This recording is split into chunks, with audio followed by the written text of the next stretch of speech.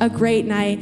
And what Tehillah is all about, if it's your first time watching, is just about gathering around the presence of God and about empowering people to go after the things that He has put on your life. We believe that there's destiny, there's purpose on your life, and that God wants you to be in the know of what He's called you to. He doesn't want to leave you in the dark. And so we're just praying that tonight you will leave feeling empowered, you'll leave feeling encouraged, and you'll leave feeling equipped to go after what He has on your life.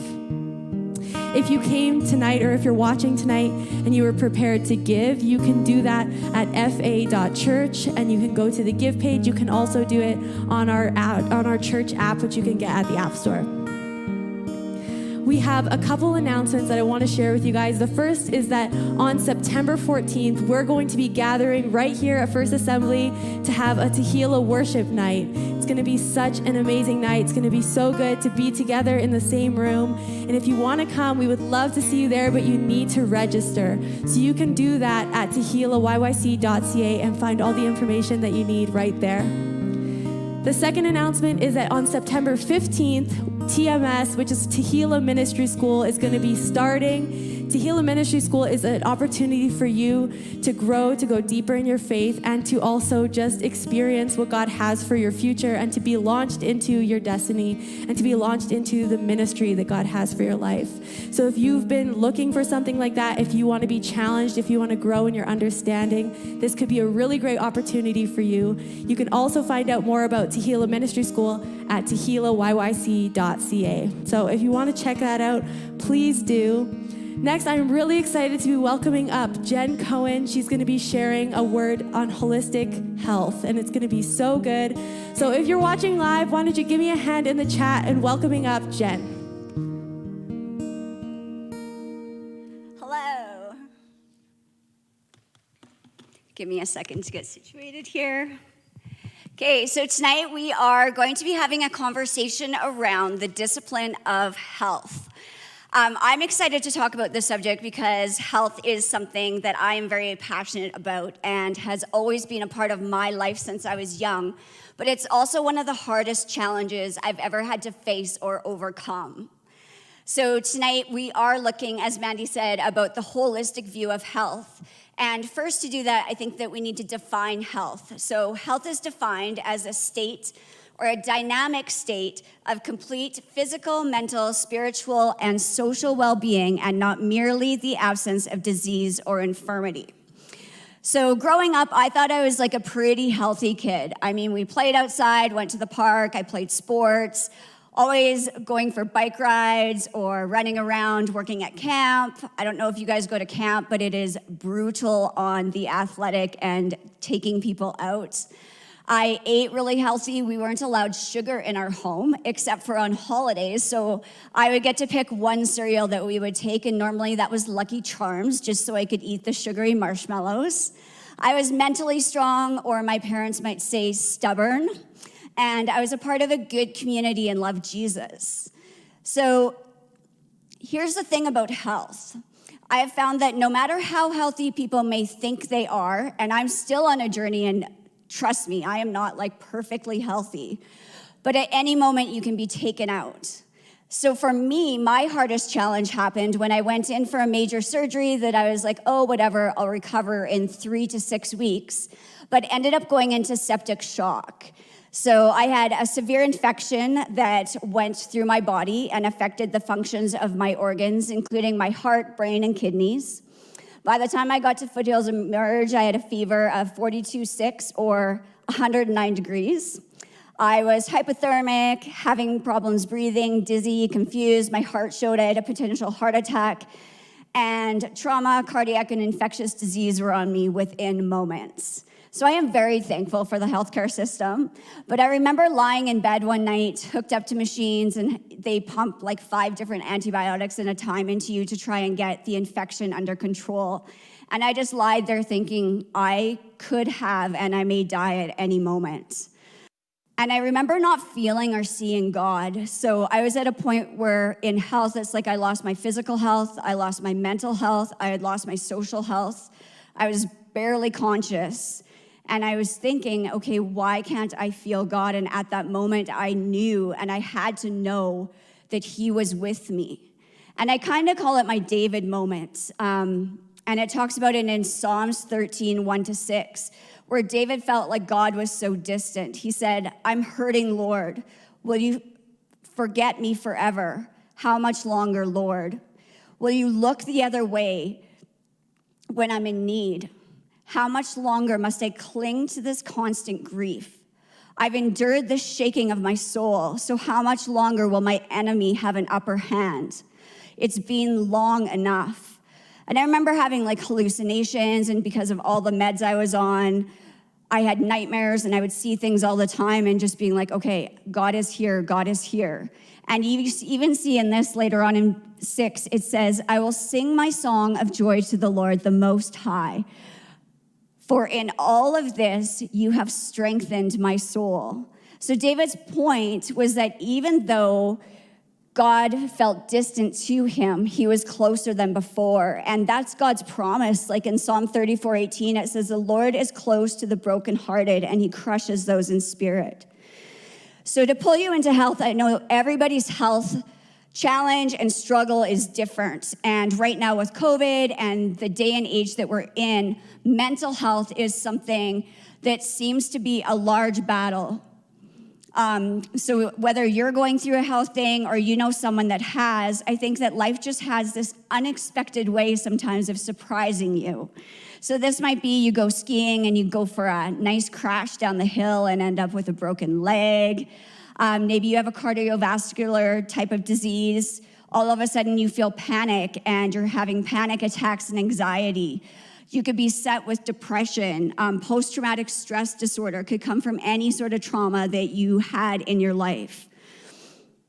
And so as we go into this conversation tonight, we're going to be looking at, as we said, like physical, mental, social, spiritual health, and how they're all really interlocked into each other.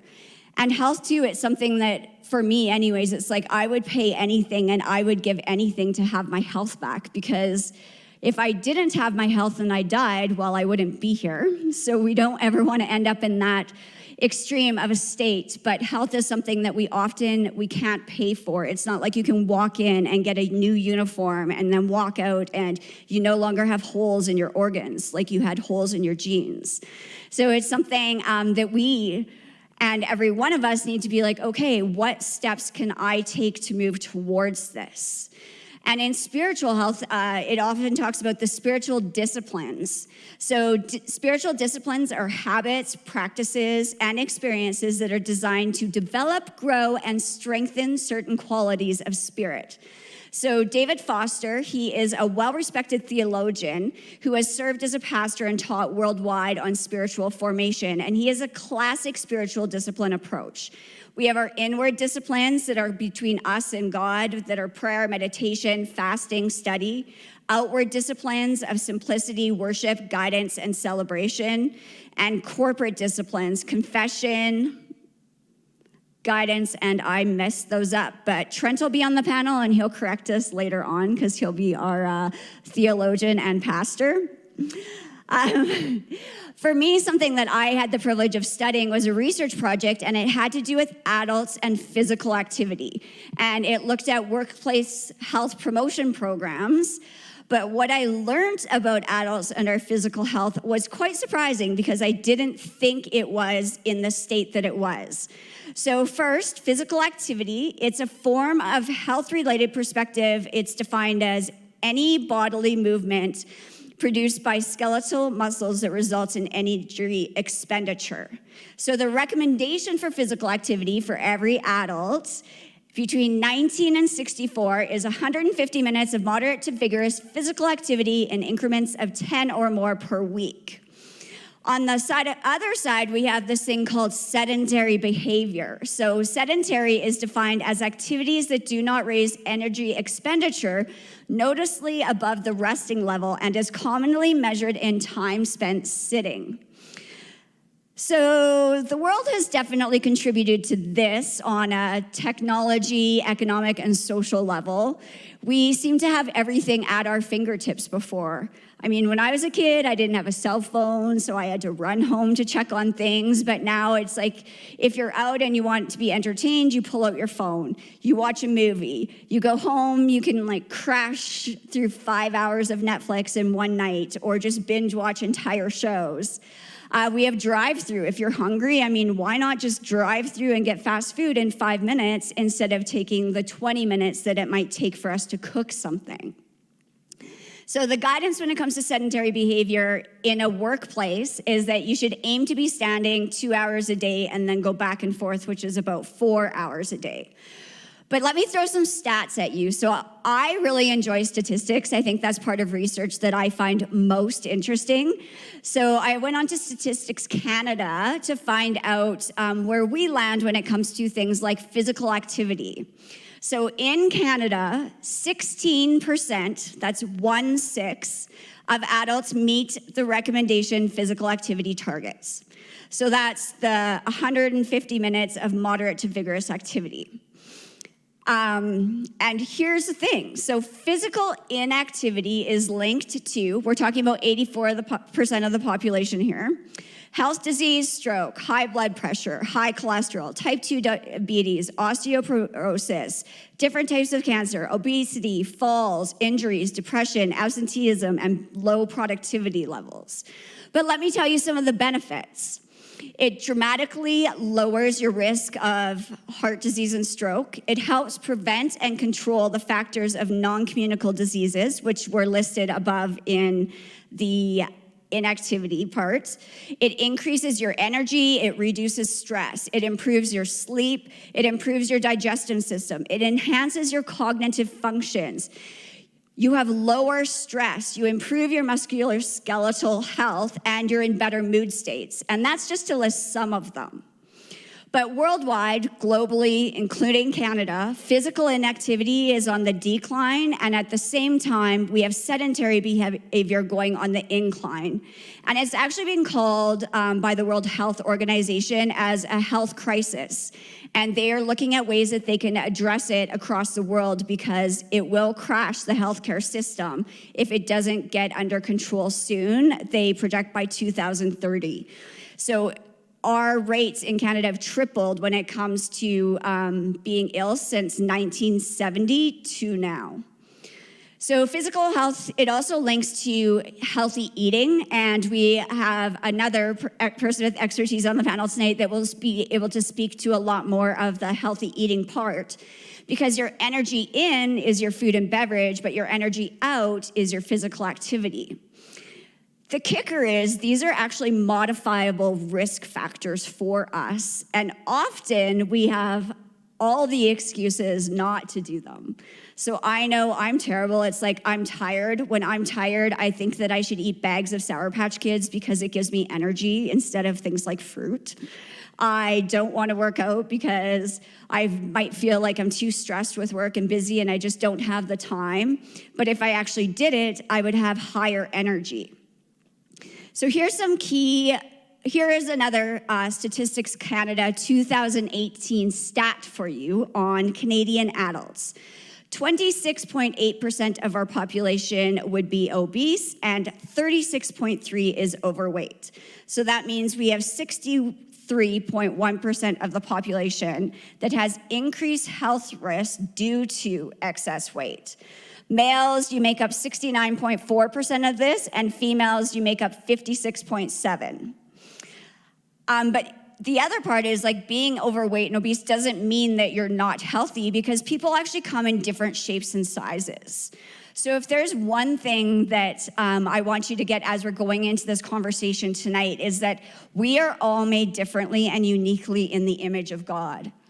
Just because people are super thin doesn't mean they're healthy, and if they're bigger built, it doesn't mean that they are unhealthy. This is for people to come at and look at it and be like, okay, where am I right now in my life, and in what area might I need to improve my health? So physical, mental, social, spiritual.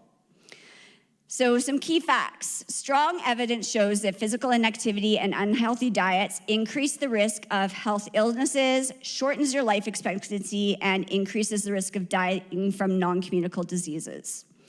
Worldwide, non-communicable diseases kill 41 million people per year, which is 71% of deaths globally.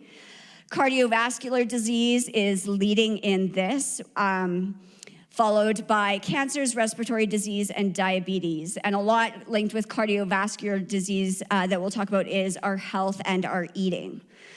You can exercise every day, but if you are going to go to Wendy's every day, it's still gonna affect your coronary system, and you could face cardiovascular disease. So there's some different theories around this, and another piece to keep in mind is that physical and social environments influence behavior on a conscious and a subconscious level. So everywhere you go and everywhere you walk, you're actually being impacted by the environment. So nudge theory, it's a recently popularized behavioral economic theory that suggests that the social and physical environment alter people's behaviors without forcing compliance. So much of human behavior is automatic or follows received norms.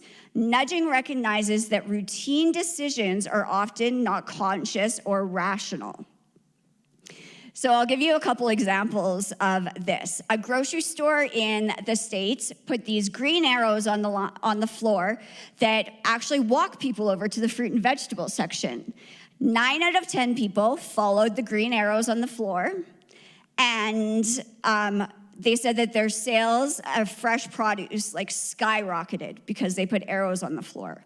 When you walk into a building, the placement of the stairs either has people go up the stairs or take the elevator. If you can't find the stairs, you don't take them. But if you hide the elevator and put the stairs in the front entrance, people are way more likely to do stairs. If you list things like how many levels you'll climb by doing the stairs, people are more inclined to do it. At a buffet, normally when you go, you walk up to the front and you're like, yes, all the buns, all the butter, all the starch, everything in trans fat, because it's least expensive on the line. So it's actually a negative health effect in that they're getting you to fill your plates with everything that's terrible for you so that by the time you get to the end, you don't have as much room for something that's delicious. In Russia, they have started putting in their train stations. You walk up and you can do 30 squats to get a free ticket. So if you don't want to have to pay for your train ticket, they're putting like a money incentive there that you do 30 squats, you get on the train for free. So these are just a few of the things that go on to nudge. Even the new scooters going around where they place bikes, where bike racks are placed outside buildings. I thought it was fascinating because I was reading all about it and I didn't think of it as much before, but now I'm much more aware of how I'm being shaped by the environment that I'm in. And that includes my friendships. I mean, if we're all sitting there and we're eating chips all night long, every night of the week, and I'm with them, I'm more inclined to eat the chips than I am to not eat the chips if I was to be alone. There's also different motivational theories. So that's the other piece. It's like everybody responds differently. So social cognitive theory, it suggests that people learn by observation and the reproduction of behaviors is influenced by personal, behavioral, and environmental influences. We have self-efficacy model. It's commonly applied to social cognitive theory and is behavior specific. So it suggests that individuals' confidence in their ability and skill will influence their participation or non-participation in activities. So when I did the study about workplace health, this was the number one thing that came back, is that people sometimes, they don't maybe have the confidence as others, so therefore they choose not to go to the gym, or they don't want to go for a walk with people, and they don't want to have to be in a group where people do that. And this is where tailored programs are so important, and us being accepting and encouraging people on their thing. Social support model. This emphasizes the importance of encouragement from others and the influence it has on individuals' decision to adapt and adhere to things. So if I was walking through the building and my friend Christy, I'm like, hey, Christy, let's go for a walk. She may be more inclined to go for a walk because I've gone and taken the initiative to go get her, whereas she might not want to go or might not pull herself away from the desk of work. That would be probably more me than her, to go for a walk. So doing it in friends sometimes is better. So in the Bible, Paul, he seems to have a pretty good understanding of following God and how we treat our bodies from a holistic view. 1 Corinthians 10:23. This is not an excuse one. I have the right to do anything you say, but not everything is beneficial. I have the right to do anything, but not everything is constructive. 1 Corinthians 10:31. So whether you eat or drink or whatever you do, do it all for the glory of God. 1 Corinthians 6:19-20, probably the most quoted verse when it comes to health. Do you not know that your bodies are the temple of the Holy Spirit, who is in you, whom you have received from God? You are not your own. You were born at a price. Therefore, honor God with your bodies. In Daniel, we know that Daniel and his friends, that they were offered all the rich foods of the king. And they denied themselves these foods and ate simple and healthy. And in the end, they were able to succeed over the Babylonians. So I'm going to call our panel to start coming up tonight. So we have a panel, and we're going to discuss a lot more like the interlinkages and discipline of personal health. How each mind, body, spirit, soul, they're all really intertwined. What you feed your body and exercise actually highly impacts your mental health. If you are having anxiety, there are a lot of different tactics and things that you can do to try and take that on. But at the same time, you never know how healing comes. And I think that's the other piece too when it's health and it's healing. It's like you need to listen to the doctors and the people that are in your life. I would have not, or I couldn't stop having hallucinations and seeing things at night without going on a med that tried to bring all of my body back into alignment because my brain had just gone crazy from all the drugs from being in the hospital. And I thought that I could do it, and I prayed, but at the end of the day, I actually needed like what the doctor said and to follow through with what they said, and that's my path towards healing. So everyone's path towards health, everyone's path towards where we're going, like please know that it's different and that we are all made unique in the image of God. Slide back here, and I'll introduce panel and pull out my phone with the questions on it. We'll start to my right. Okay, this is Trent Martins. Do you want to tell us a little bit about yourself, Trent? Sure, yeah, I'd love to. Hi, friends. My name is Trent McDowell, and I am a pastor here in Calgary. I've been pastoring for almost 20 years. I know that might seem hard to believe, but I age really well. Are you sure? I'm just kidding. Well, we'll find out with this conversation. But yeah, I've been passionate about spiritual well-being and spiritual health for a lot of my own life, and as well working with others. So that's a little bit about me. And on my right, this is my friend Angie Mason. She has her master's in holistic nutrition. I've known Angie for a long time, and I am very excited she's here tonight because she is very passionate about health, and especially when it comes to the food that you can eat and things that you can do that will increase your immunity, that can give you more energy, that can help combat some of the different health issues that we face sometimes. Then on my left, I've got Dr. Christy Thomas Sinclair. She has her Doctor of Education, and now I'll let you introduce yourself some more because I had to say that. You're hilarious.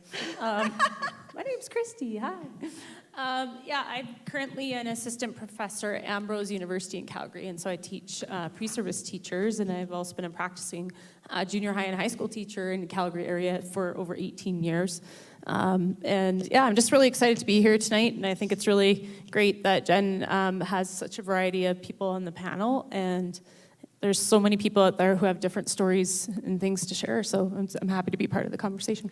And we have one more coming, so I'll maybe let Christy introduce her husband that will be joining us after he's done teaching his fitness class. Tell us a little bit about Justin. Oh, okay. Justin Sinclair is my husband, and he has a Bachelor of Kinesiology from the University of Calgary and is a personal trainer. And so he's just finishing up a fitness session. He'll be joining us shortly. So the idea tonight is that I wanted to bring in people from different areas of expertise. I don't have any of these areas of expertise, and they can probably shed a lot more light or be able to speak to the topic from the area that they're coming from to give us a more whole look at the holistic health. I was seeing if that was Justin, but it's Raph. So we're going to start with some questions. Number one, what are some of the excuses that you use not to exercise or eat healthy? Trent. What are the excuses? Oh, I have lots, and it's amazing. You think you're healthy, and then all of a sudden the excuses show up. A big one for me is I have a tendency to have all or nothing thinking. What I mean by that is if I can't do something really, really well, I have to coach myself to still give it a shot. So if I'm in a bad mood or a bad attitude, it's really easy for me to just give up or quit and not continue on because I can't do it perfectly. Another thing for me is there's always tomorrow. So it's a great narrative that plays in my mind. You know what? There's always tomorrow. And so that's a big one that always happens. I can do that tomorrow. I can do that tomorrow. And then tomorrow is a really long way away. I'm always like, after the next birthday, no, the next birthday, after the next one. Actually, this weekend I'm going here, so I think I'll start after that. Anybody else? Christy. I like this popcorn style. This is making us be ready. Yeah, I think probably sometimes for me, it's having people to be active with. Although I had to get over that early on if I wanted to be physically active. And so having like that social connection with people, finding people to exercise with can be an excuse sometimes, for sure. And how about spiritual life? We've talked a good amount about physical, but when it comes to spiritual disciplines, the ones I missed that Trent's just gonna fill in if needed. Did you want me to list off those inner, outer, and communal? Oh, there we go. Yeah, but for me, the challenge, kind of what Christy just mentioned about other people, is I love working with and interacting with other people, and so being self-motivated is not easy. So it's really easy to make the excuses of there's no one around to encourage me, it doesn't matter, it doesn't make a difference. So yeah, just that kind of negative thinking plays into it. And yeah, just over time, that's one of the big ones, for sure. I think that's why tonight it's important that we're looking at the personal discipline, because it's not up to other people to make us do things. It's really, at the end of the day, it comes down to our choice and our decisions in what we're doing. Anyone else want to add to any of the disciplines, or... We'll go to the next question. I like this one better. What health challenge have you faced? What did you learn, and what helped you overcome it? Any of the four. We're going to start with Christy on my left. Well, I think probably for me, I had some issues with my back for quite a while, and so I had a pinched nerve, and I had to really recover from that and be active and just push through a lot of pain. So I think, when we talk about discipline, I think sometimes we forget that it's actually hard work, and that's okay. And that discipline is something that's hard, whether it's, you're studying for school, or you're trying to, become more physically fit, or you want to eat better.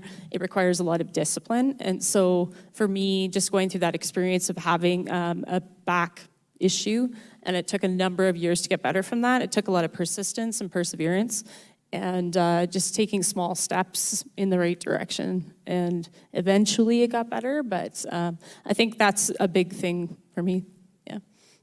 And what about when you were in school and doing your doctorate on the side?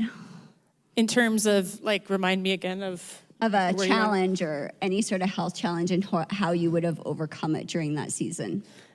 Yeah, well, I guess when you're involved with something that takes a lot of effort and time, it requires a lot of discipline and a lot of goal setting and having time to balance exercise in with your studying and those kinds of things. So I think for me, that was something that I really had to intentionally book and schedule the time in to spend with my friends, with my family, but also to take the time to do exercise and try to eat properly, because I would notice that my studies would suffer if I didn't actually get out there and go for a walk, or if I didn't take the time for myself, or taking care of myself, or taking time to rest.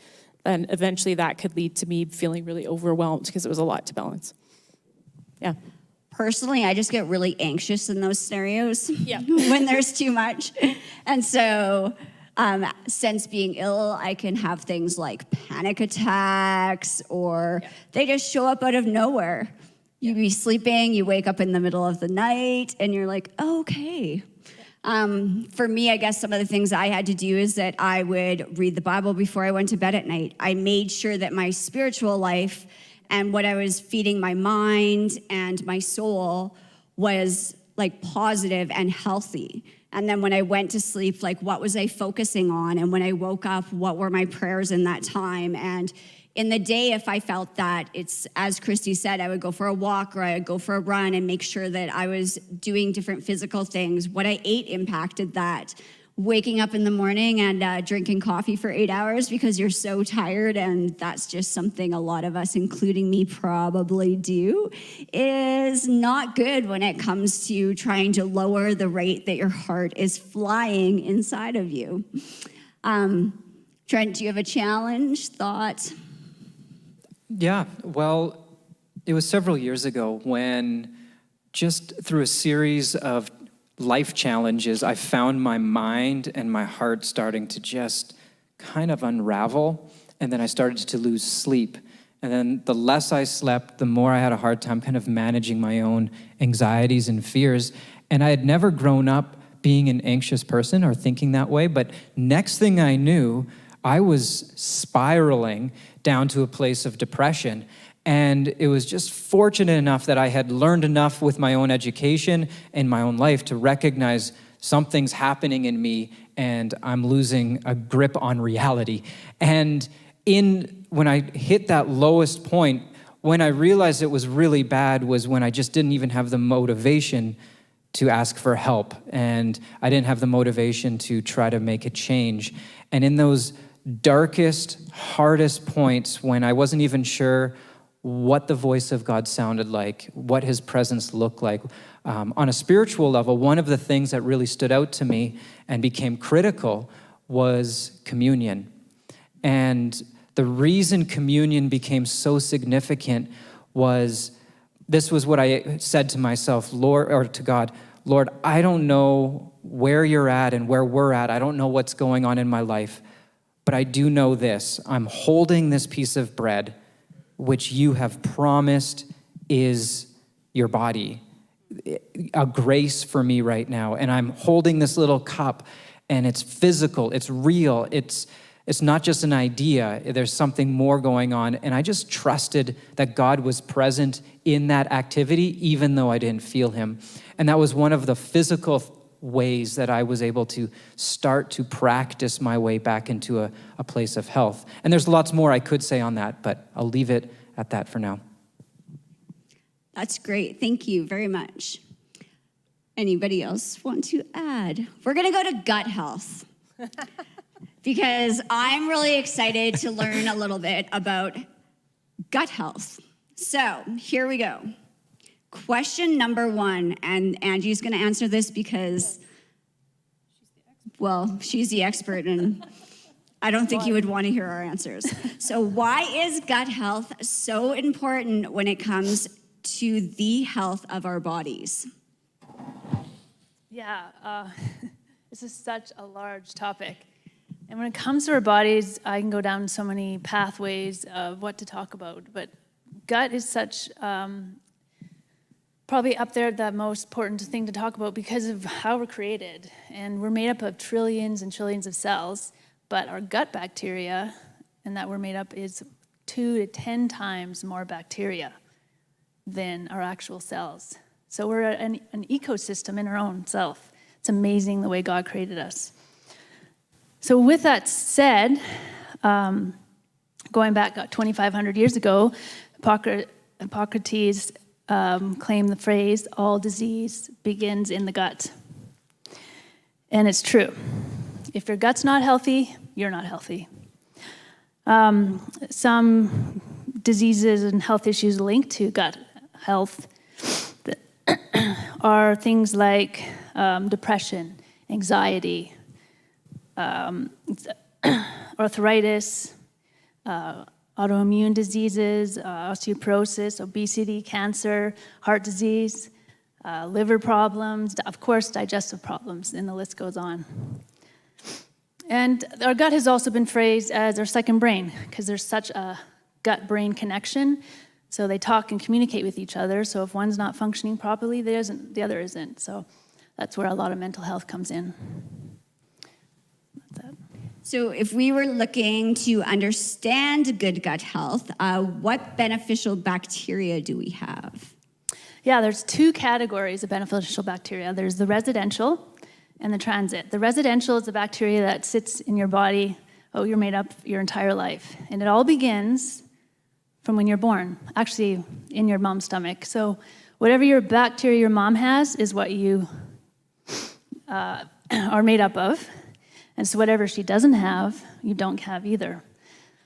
So, and then also if you were given birth through a vaginal canal, you collect more bacteria through that. But if you're a cesarean section, then you didn't collect that bacteria. Or if you were bottle fed, you didn't collect the bacteria that you get from breastfeeding. So health issues can be very much linked to way back from the beginning when you were born. With that, with the residential bacteria also, it develops up to 6 months from your birth. So it's at the very beginning of the age of your life. And you need it for the rest of your life. So you constantly need to colonize it so you become healthy. The other bacteria and category with the transit, that's the one that doesn't stay in your body. But it's very beneficial when you're going through health issues, so you can, it doesn't colonize like the residential, but you need it when you have some serious health issues. You may have answered this, but if not, what are some main functions of good gut bacteria? Oh, there's so many of them. This is fun. I'll name a few, because there's a lot of them. It gets rid of the waste material. So even how your poo looks depends a lot on your health. So that's a whole nother topic. It also, yeah. I could go down a long train and path out about our poo, but we won't go there. It also regulates inflammation. So if you have too much inflammation in your body, that also triggers health issues. It'll boost your immune system, which is very important, what we're going through now during this time. It also helps us regulate our weight and prevent obesity, as well as it digests all of our food, and it works synergically with things like fiber and phytonutrients to absorb the nutrients our body needs. And another thing you might not think of is it detox heavy metals. A lot of people don't realize that they might have heavy metals in their body. For example, metal fillings can affect your health. And and some other things, but that's a good list. That is a good list. Yeah, the list I goes hope on. I don't get another filling that's metal in my mouth yet. Yeah, try to avoid those. What are some of the top stressors, though, I guess, on our gut? So we can talk about gut health, but we obviously stress it out on a regular basis. Yes, so these are important to know because if you're dealing with these, this definitely can affect your health. So different things like, of course, how we eat. If you guys are eating a lot of junk food, processed foods, these foods just do not contain the nutrients our body needs. God created our bodies to need certain amount of nutrients for it to function. And our SAD diet, which I call our standard American diet, is so nutritionally depleted that we're just not getting the nutrients we need. And when it comes to vitamins and minerals, our body, sometimes we need the food for our bodies to get these vitamins. It can't just make it on their own. And other things are antibiotics. That's a big topic because there's so many people that take antibiotics. The thing with antibiotics, it kills the bad bacteria, but it also kills the good bacteria. So when you're on antibiotics, it's important to take probiotics while you're on them so you don't kill that good bacteria. And unfortunately, the bad bacteria grows faster after the antibiotics than the good bacteria. Another thing is excess exercise or too little exercise. That can lower your gut health. And another thing I want to mention, because where we're going through in this world right now, is sometimes we're just too clean. It's important Define Yes. too clean. I know, people don't think about this. Basically, the more our gut bacteria is exposed to pathogens, the stronger it becomes and the more resilient it becomes. So unfortunately, using all that hand sanitizer isn't the best thing. What should we use? Wash your hands. Soap it is. Yeah. Well, we're just very clean in our industrial world. If you look back to the farm age, they were exposed to so much bacteria back then, and their immune systems were so much stronger. And there's a reason behind that. Another thing is just plain lack of sleep. Think about the times when you don't get enough sleep. You're cranky the next day. You eat more food. You're just not the same person. And it shortens degrades the amount of good bacteria in your body. And I should mention, when it comes to the bacteria, the good and the bad, we all have a little bad in our systems, just to keep the good, healthy bacteria working. It makes it become stronger. But you need at least 85% good bacteria versus bad bacteria to be healthy. And I'm just going to name a few extra little stressors that people may not think of, are x-rays, airplane travel, genetics, excess alcohol. All of these affect. So that's good. Even medication, I should mention. Try not to get on medication. I remember talking to Ange after I got out of the hospital, and I was on all these antibiotics, and she's like, "Those are so bad for you." Let's rephrase that a little, because I don't want people to be afraid of antibiotics, because sometimes they're necessary to save your life. It was necessary. Yeah, to save your life. But there's steps to take so that it doesn't affect you negatively. She was great help. Okay, so can you tell us some steps that we can take for good gut digestion and for better gut health? Okay, yeah, so again, there's a lot of different steps you can take. This is kind of things I discuss with my clients, but one thing for sure people don't think of is just plain chewing your food. Most of us just chew about 15 times a bite, but you want to chew up to 30 times. And the reason behind that is because the smaller the food gets, the easier it is for your body to absorb these nutrients. And it puts less stress on your digestive system. It also is the number one reason why we have reflux and digestive upset. Another thing you might not think of is us drinking too much while we eat. Basically, having too much liquid dilutes the stomach acid, which is what you need to break up your food, so it can be digested. And then a couple other things is taking digestive enzymes or probiotics, and eating foods like fermented foods that contain all the good bacteria, or like turmeric that's anti-inflammatory, or the salmon which has essential fatty acids that help to destroy the bad bacteria, like fungus. Even taking apple cider vinegar before you eat a meal helps to your body digest it better. Well, I could go on and on. I don't digest my food. I don't know about Yeah, I'm going over in my mind, okay, chew twice as much. Okay, do that, good. Eat pickles or other like sauerkraut. Sauerkraut, yeah. And yeah, I can do that. That's good. That's there, boom. I'm going to be healthier right now. Well, these are the simplest steps, but Right, there's a yes. lot of steps you can take. I like the simple steps. Yeah. I eat my food very fast. Most people do. We don't think. We need to stop, chew, and savor our food. It's Maybe hard. next time I go to Italy and we can all fly. I'll come with you. Okay, perfect. Okay, so with what is going on in the world right now, or today, we have to talk about our immunity. So what are some strategic steps that we can be taking? Yeah, this is a popular topic today. I can think of, these are basically 5 strategic steps to take. It is definitely what you eat. So you want to eat a well-balanced diet.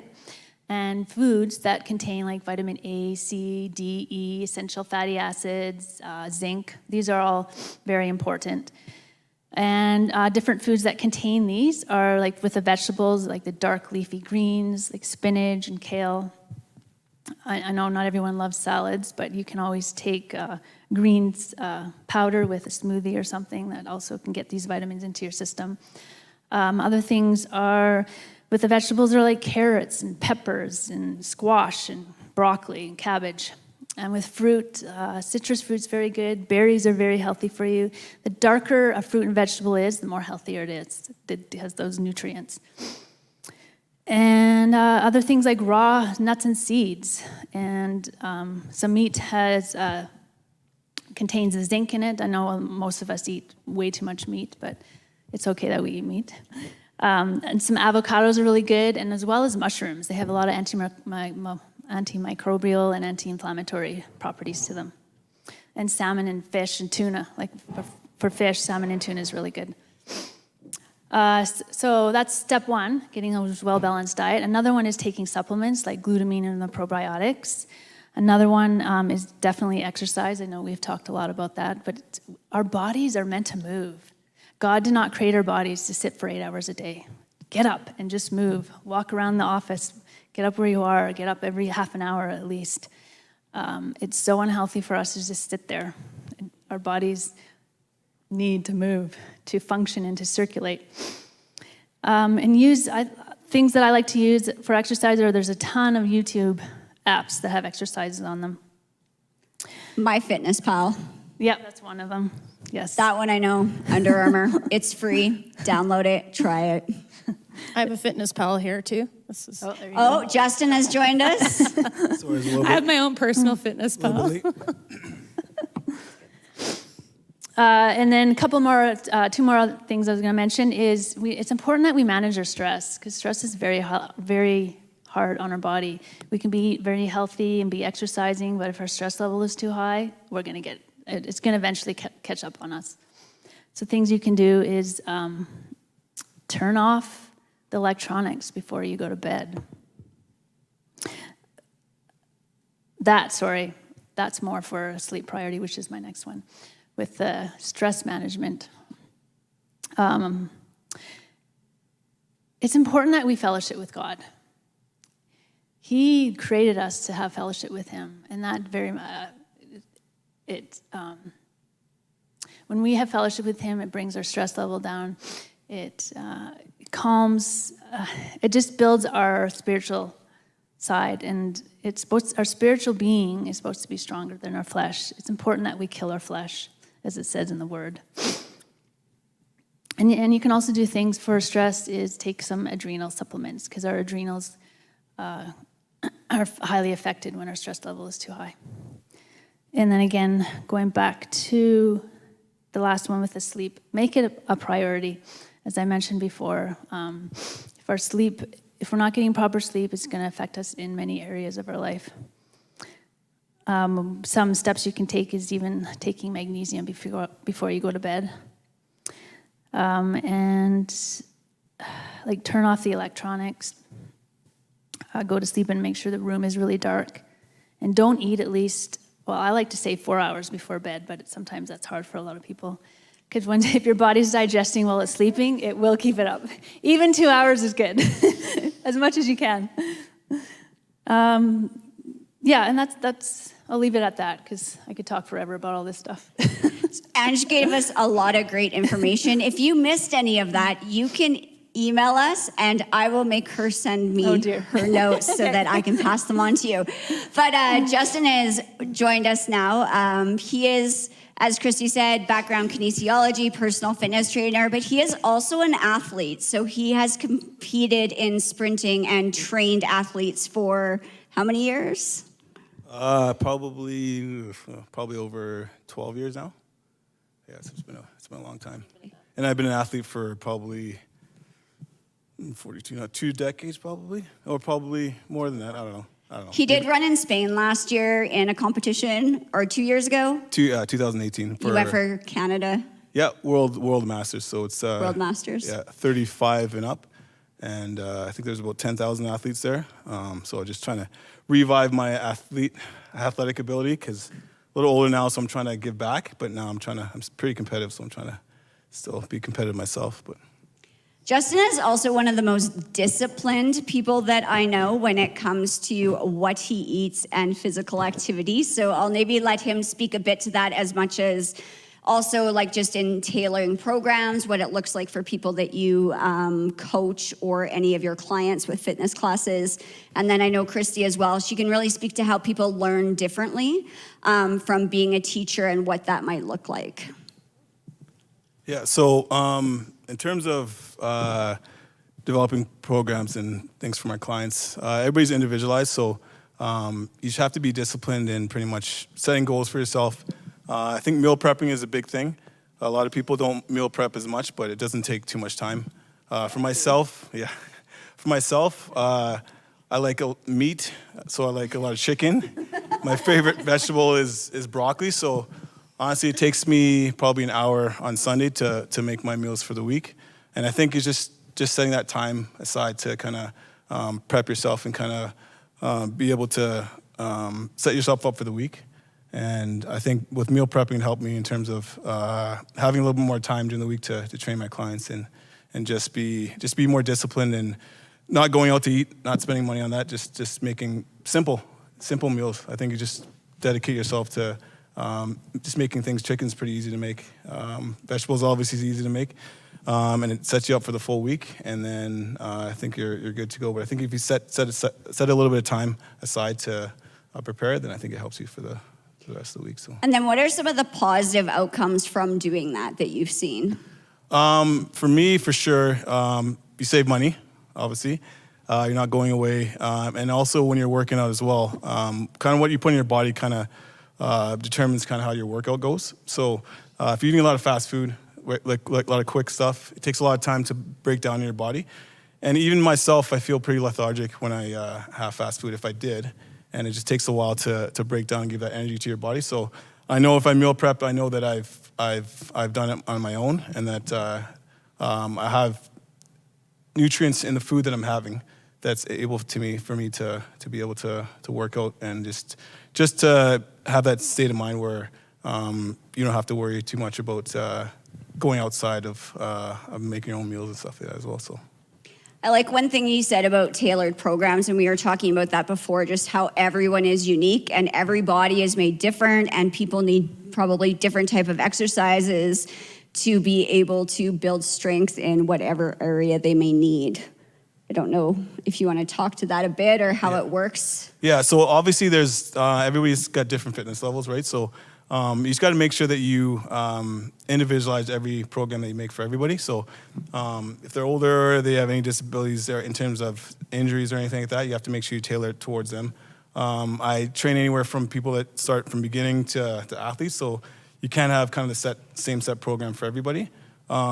They're beginners, usually just start pretty simple, some body weight exercise and stuff like that as well. But I think you just have to be able to individualize with your clientele, and just to make sure that they're in the limits where they can work out and be successful, rather than treating everybody the same, where you're pushing them too hard and then they get kind of unmotivated to work out. But you just kind of have to just be more specific and more individualized, and listen to the client and what their needs are, and kind of work around that so they're able to be successful and kind of make fitness kind of a lifestyle habit. So.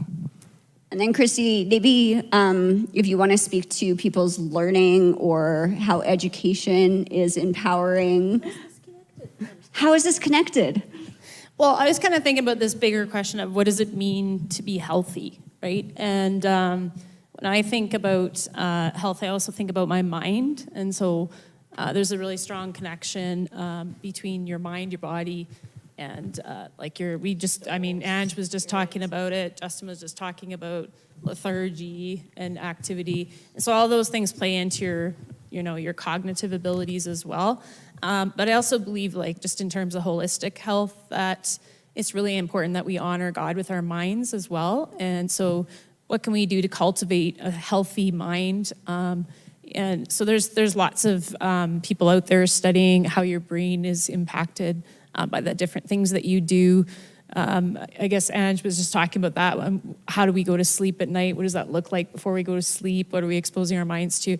So I've been thinking a lot lately, just personally, about what am I thinking about? What are the patterns of thought I have, which relates also to, what the Bible says about renewing our minds and taking care of our temple and that kind of thing. But also, what can I do to engage in brain building activities, things that are replenishing my mind instead of distracting my mind or making my mind anxious.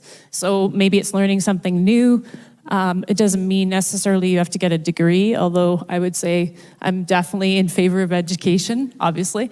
But I think we can all be learning new things. We can use our minds, and we can build our brains, but whether it's learning a new instrument or if it's reading a book about a topic that we're really passionate about. So I think just being healthy from a holistic perspective and taking care of our minds and considering the thoughts that are going into our head and what kinds of patterns might be leading us to react to stress a certain way, or why am I thinking a certain way when it comes to something like exercise or food? Why do I want that bag of chips every time we're watching TV?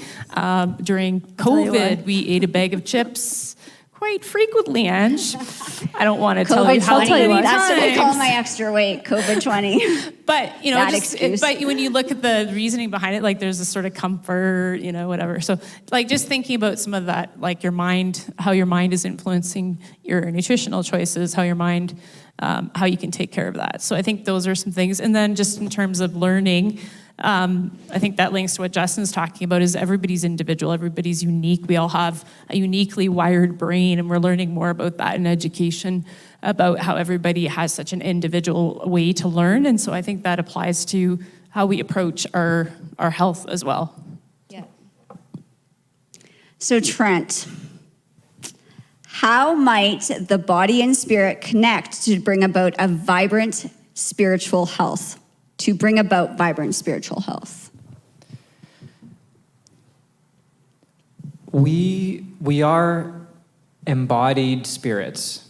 That sounds pretty weird, I know. But what I mean by that is we are not just occupying this skin without purpose. When God made his big move, he actually incarnated. He actually showed up on the earth in a human form with hands and feet and eyes that needed to rest and eat and sleep.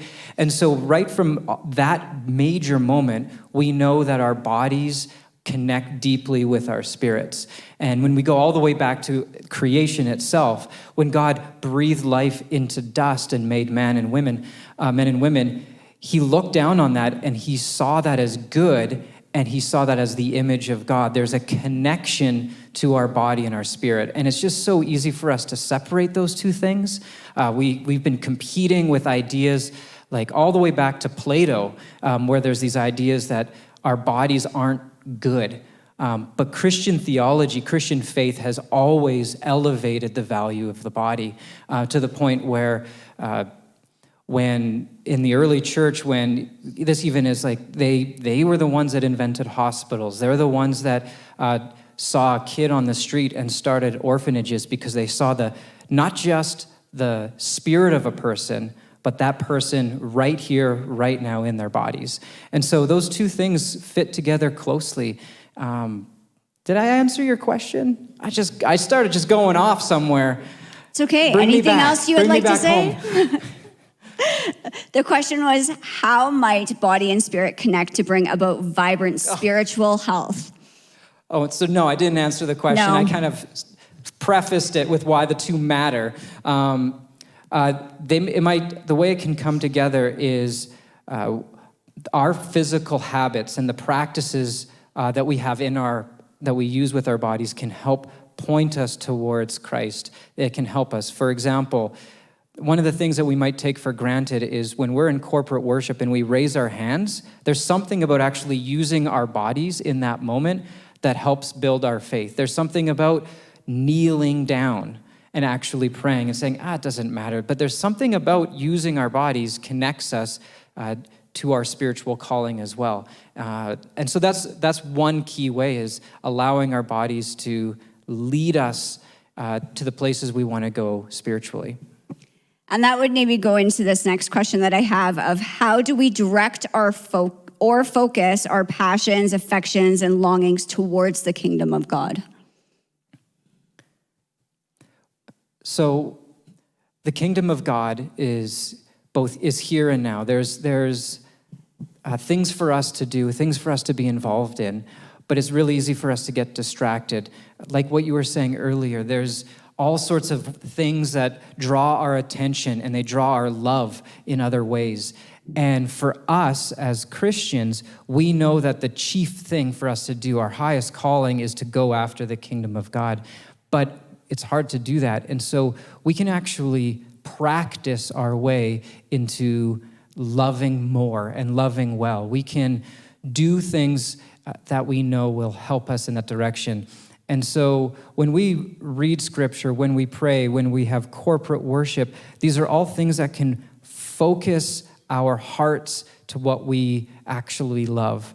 Because it's so easy for us to wake up and say, I care about that, but then you end up doing nothing about it. So how do we actually do something in that area that we love? Well, there's habits and practices that point us there and get us going in that direction, nudge us towards those things. One question that I have for everyone on the panel is, what is one takeaway that you would like to say or give to people tonight? I'll give you a few moments to think, or if anyone else has anything to add to what Trent had said before as well. We've got, again, Trent, theology, Angie's got the food, Christy, our education, and Justin just being able to really speak into physical activity, and even when it comes to meal prep, which ties with Ange, which comes to the way that we learn and the way we're educated, which also falls into how we go about all of our health practices in spirituality, probably. They all play into our mental health. So I think the interconnected piece that we've just seen, and even the repeat of information between these different disciplines and expertise, really speaks to a holistic health perspective, and God saying, like, I have given you this body, I have given you life, I have breathed life into you, and now it's like, so how can I live a healthy life for you? But whoever's ready first, Trent's ready first. Perfect. Sure. Do you want it? Justin? No? I can go. Justin's going to go. We're going to break it up a we bit. need you. A little bit. I'm gonna so grab I that just computer. say that in terms of how I kind of set my goals, I think short-term goals are good. I'd say do like a 5-minute action, because it's really hard to kind of commit to something because people think it's kind of a long-term thing. But 5-minute action could be prepare a meal for the day, spend 5 minutes talking to God, spend 5 minutes doing nothing, right? Kind of clear your mind a little bit. But just like a 5-minute action plan where it can kind of start you into kind of a longer term goal, but just to set aside just 5 minutes of the day. I know everybody's busy in their days. 5 minutes to exercise as well. There's a lot of things in terms of mental, I guess, physical, obviously, is the working out part, and spiritual as well. But just set like a 5-minute goal to start, and I think that'll kind of help you start into some bigger things as well. But just make it small, short term, and then you can work into a longer term That's goal. great. Yeah. Thank you. Yes and amen. So honestly, 5-minute goal, friends. 5-minute goal. well, you said it better, so I'm glad you went first. So I'm going to say very little, but No, you're going to say something different. I'm okay. So with the 5-minute goals, give yourself permission to just get in motion. Just start the process. Don't worry about achieving that high goal that you have set up in your mind. And then when you don't get close to that and you fail, you want to quit. Don't worry about that part of it. Give yourself that 5-minute goal to just do that one little bit and then incrementally work upwards. And don't worry about tomorrow. It's got enough worries. Today is a day for you to right when this is all over, just hold a plank for 15 seconds and consider it a victory, and just have a moment in stillness before the Lord. Start today. Don't put it off. Amen. And which one? Well, I definitely agree with what was just said. I know I commented on a lot of things, so don't get overwhelmed with it. Start with what you can do and accomplish that goal first, and then you can go to the next goal and the next goal. The worst thing is to, like you said, to overwhelm yourself, because then you're just going to get frustrated and then give up and then get nowhere. So just start where you can. And remember that we are a mind, soul, spirit, and body. We need to work on all of those parts of our body and life. Yeah. Thank you. Dr. Thomas Sinclair. I just like saying it because one day I want to be able to say that I'm a doctor and have a PhD, so life goals. That's cute. You'll do it, Jen. I believe it. No, I was just gonna say, I think it's really important. I love the way we just started that. I think that's thinking small steps first, and it's kind of like in education we think about backwards design.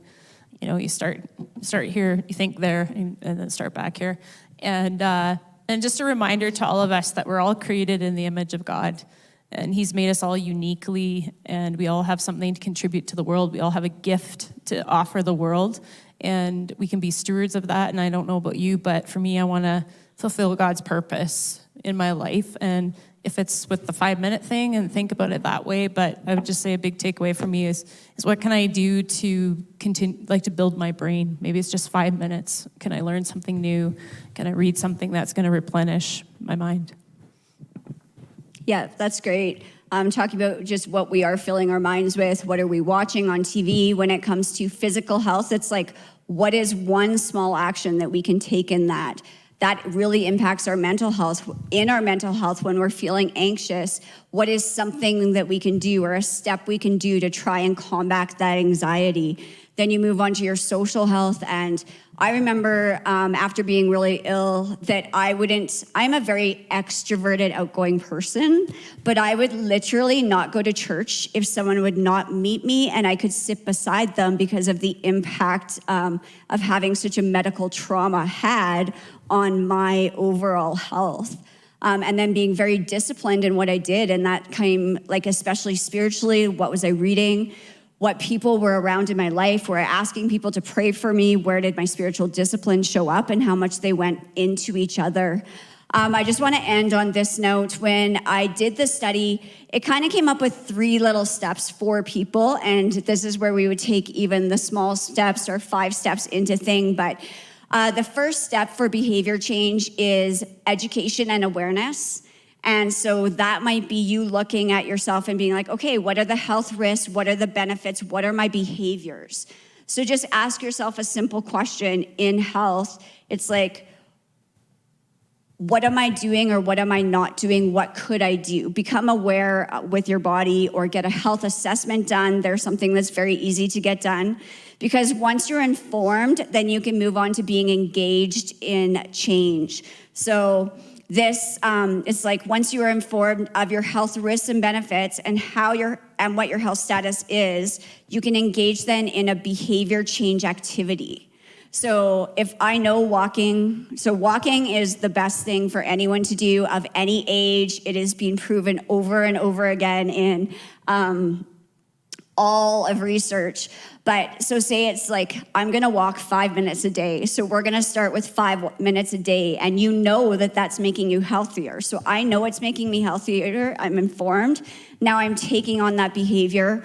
In that too, you're looking at what motivates me. Is it best if I create accountability and tell someone? Do I need to make a calendar? Do I need to phone up Christy? I'll go for a walk with you anytime you want. Do I need to phone up Christy and be like, will we go for a walk? You can phone me. I'll go for a walk around the church with you. But just looking at what you need personally. And then the next thing is sustain. So once you're informed and engaged, it's like, how do I sustain those behavior changes? And that's making it a part of your daily routine and your daily life, and making sure that you always bring the focus back to it. It's like fasting. We deprive ourselves often of something so that we can focus more on God. Or when you lose your health, it's like, okay, what can I focus on and what can we do? My mom has had to relearn how to walk this year. And it was like she couldn't get up, then she could maybe take one step with a walker, and then it was a couple steps with a walker, and then a bit with a cane, and she still can't walk properly, but it's like these miniature steps being taken every day, and it'll probably be a year or who knows before she can even drive a car, and she hasn't driven since January 4th. So that's just an example I give of, like, you don't need to be sprinting around the building. The idea is, can I walk around the building today? So taking that small thing and just remembering too, like, we are all made differently. We're made in the image of God. We're all different shapes. We're all different sizes. Nothing that was said today is to make anyone feel poorly about themselves. Like, the heart of this is that we could bring different areas and expertise, maybe some statistics to you to make you aware of changes that you can make or how you can go on living a healthier life. Because at the end of it, our goal is like, I want to be healthy and I want to be whole. So I want holistic health. I don't know if anyone else has anything to add before we go. So thank you very much for joining us tonight. I hope you enjoyed the talk. I want to thank you for everyone that came and sat on the panel. I really appreciate the perspectives and expertise that you brought to us. And we will see you